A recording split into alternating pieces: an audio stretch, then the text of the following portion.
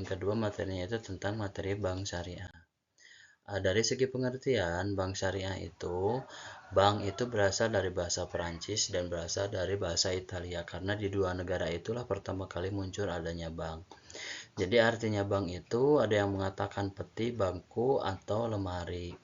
Lemari atau peti itu merupakan simbol untuk menjelaskan fungsi dasar dari bank, yaitu tempat untuk penitipan uang.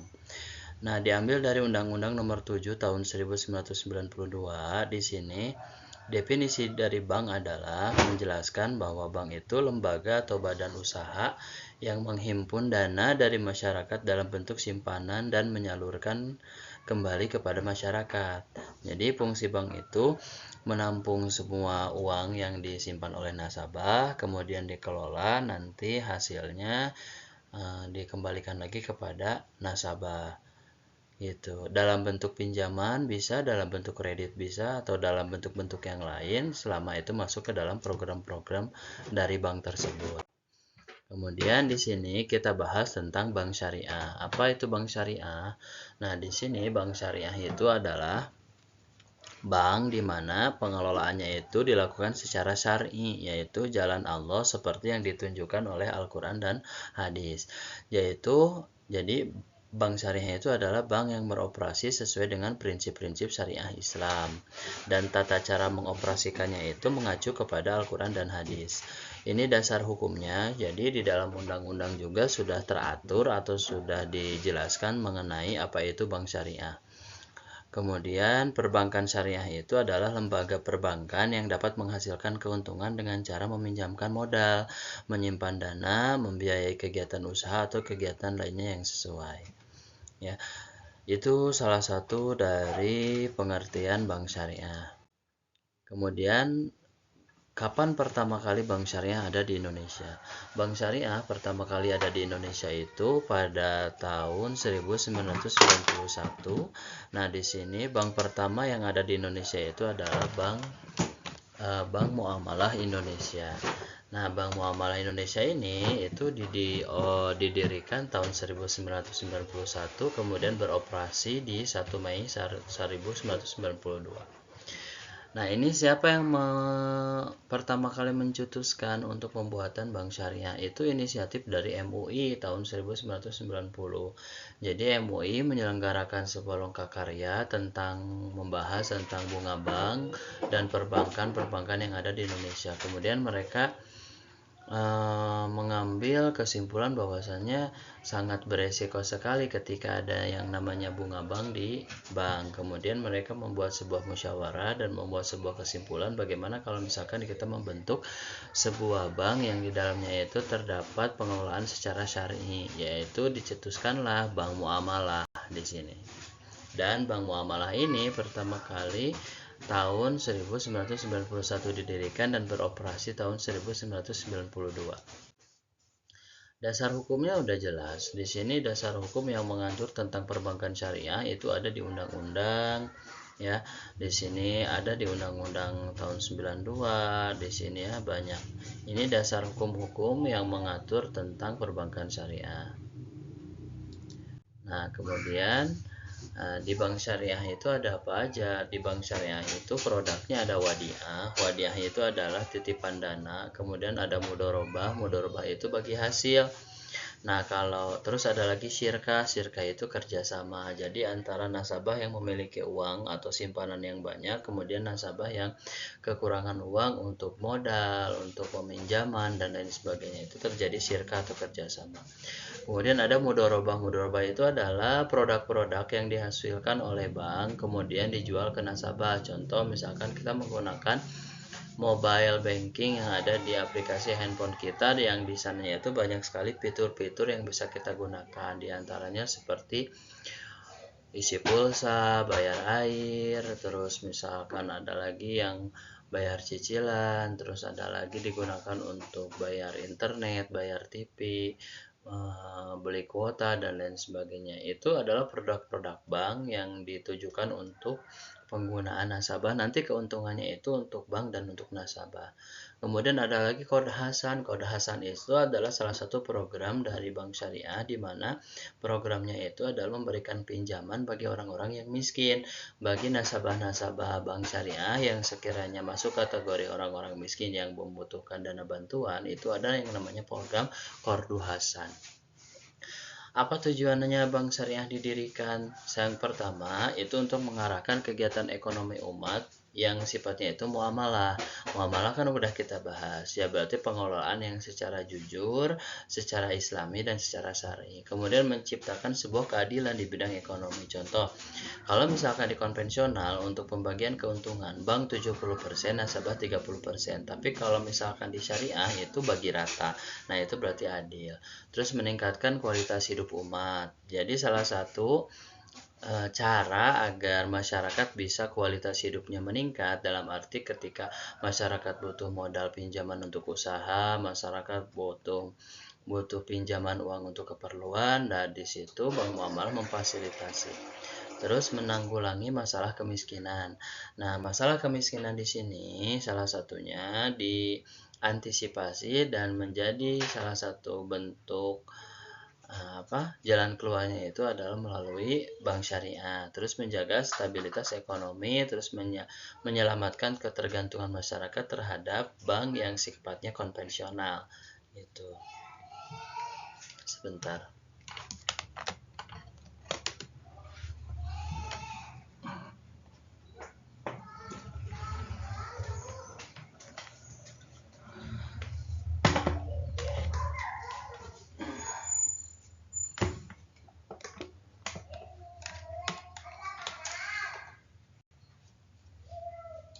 Kita lanjutkan. Apa perbedaannya bank syariah dengan bank konvensional? Banyak sekali perbedaannya. Di sini perbedaannya adalah yang pertama, keuntungannya itu berdasarkan margin keuntungan untuk pengelolaannya, sedangkan konvensional itu keuntungannya dilihat dari bunga, ya, dilihat dari bunga. Terus poin yang kedua, di sini Bapak tidak bisa menjelaskan karena ini harus dijelaskan oleh ahli-ahli ekonomi dan Bapak belum paham. Terus poin yang ketiga, hubungan antara bank dengan nasabah kalau di bank syariah itu namanya mitra atau saudara. Tapi kalau di konvensional itu sifatnya debitur sama kreditur, orang yang meminjamkan dan orang yang meminjam. Sifatnya seperti itu kalau di bank konvensional. Kemudian yang poin keempat juga ini harus dijelaskan oleh ahli ekonomi dan Bapak belum paham tentang ini. Kemudian yang kelima, melakukan investasi-investasi yang halal saja untuk program-program di syariah. Tapi kalau di konvensional ada yang programnya itu yang halal, ada yang haram. Salah satunya mungkin yang di dalamnya produk-produk di bank konvensional itu ada yang sifatnya riba. Kemudian yang di bank syariah itu dana penyaluran dananya itu sesuai dengan syariah Islam, dalam arti di sini untuk keuntungan yang dihasilkan oleh pihak bank itu dibagi secara rata. Tapi kalau misalkan di bank konvensional itu tidak terdapat adanya pengawas. Kalau di syariah itu ada tim pengawas khusus, jadi tim pengawas khusus untuk pengelolaan hasil usaha. Nah, kalau di bank konvensional itu nggak ada tim pengawasnya, jadi pembagian usaha itu berdasarkan kebijakan dari banknya masing-masing. Kemudian apa bedanya sistem bunga dengan sistem bagi hasil? Nah, kalau bunga itu digunakan di bank konvensional, kalau bagi hasil itu digunakan di bank syariah. Apa bedanya? Yang pertama, penentuan bunga itu dibuat pada waktu akad tanpa berpedoman pada yang untung atau yang rugi. Jadi kalau misalkan saya ikut program kredit misalkan atau peminjaman ke bank dengan menggadaikan motor saya, dengan menggadaikan mobil saya, boleh silakan, tapi saya sudah menentukan ya di awal untuk bunganya sekian persen pinjaman per bulannya. Kalau Bapak telat nanti bunganya akan saya tambah. Nah, itu udah diatur diatur di awal perjanjian. Kalau misalkan bagi hasil itu pada waktu akad dan berpedoman pada kemungkinan untung dan rugi. Jadi kalau misalkan dibagi hasil ini nanti setelah dikumulatifkan ke penghasilan secara satu bulan berapa pihak bank itu dilihat untungnya berapa, ruginya berapa. Untung dirasakan oleh bersama dan rugi juga dirasakan oleh bersama. Terus bunga itu besarnya presentasinya itu berdasarkan jumlah uang yang dipinjamkan gitu. Tapi kalau bagi hasil itu besarnya itu bagi hasil itu berdasarkan pada jumlah keuntungan yang diperoleh gitu. Jadi kalau bunga bank itu semakin banyak kita meminjam ke bank, semakin banyak bunga yang harus kita bayar. Nah, kalau dibagi hasil itu kalau di bunga semakin banyak kita menyimpan uang, semakin banyak kita menabung, berarti semakin banyak kita dapat bunga. Nah, kalau bagi hasil itu ya di ujung nantinya. Jadi besar kecilnya keuntungan bank nanti ya dibagi rata gitu. Lihatnya nanti di ujungnya. Terus yang ketiga, bunga bank itu pembayaran bunga itu tetap seperti yang dijanjikan tanpa pertimbangan. Jadi kalau misalkan sudah saklek di awal harus bayar bunganya 20%, 30% dalam kondisi kita punya uang nggak punya uang itu tetap harus dibayar karena sesuai dengan perjanjian. Tapi kalau bagi hasil bergantung keuntungan proyek bareng-bareng bank gitu ya. Jadi kerugian juga ditanggung bersama, jadi oleh nasabah ditanggung sama pihak bank gitu. Kalau bunga itu bank nggak mau nanggung, itu tanggung jawab nasabah. Mau nggak mau dalam keadaan seperti apapun itu harus masuk uangnya. Kemudian jumlah pembayaran bunga itu tidak meningkat sekalipun jumlah keuntungannya itu berlipat dalam keadaan ekonomi sedang booming. Oh, ternyata bunga itu fleksibel. Kalau misalkan harga dolarnya itu naik, berarti bunganya itu jumlahnya nominalnya jadi naik gitu. Tapi kalau pembagian laba dari bagi hasil itu meningkat ketika jumlah pendapatannya meningkat. Contoh misalkan bulan ini bank itu mendapatkan keuntungan, bank syariah itu mendapatkan keuntungan 100 juta. Nah, itu dibagiin ke nasabah, misalkan setiap nasabah dapatnya 1 juta. Kemudian bulan depan 200 juta. Nah, 200 juta itu dibagiin ke nasabah ternyata dapat 1.500.000. Jadi hasil keuntungan dari bagi hasil itu bergantung dari pendapatan pihak bank gitu. Terus eksistensi bunga diragukan karena tidak dikecam oleh semua agama termasuk Islam. Kalau misalkan banyak para ulama yang mengatakan bahwa bunga bank itu nggak boleh diambil, bunga bank itu nggak boleh dipakai karena masuknya kategori riba. Tapi bagi hasil itu tidak ada yang harus kita ragukan karena itu adalah salah satu pengelolaan keuntungan secara Islami. Nah, ini salah satu produk dan jasa keuangan yang ada di bank syariah. Banyak ya di sini. Bank syariah ngapain aja? Mereka ada 3 program.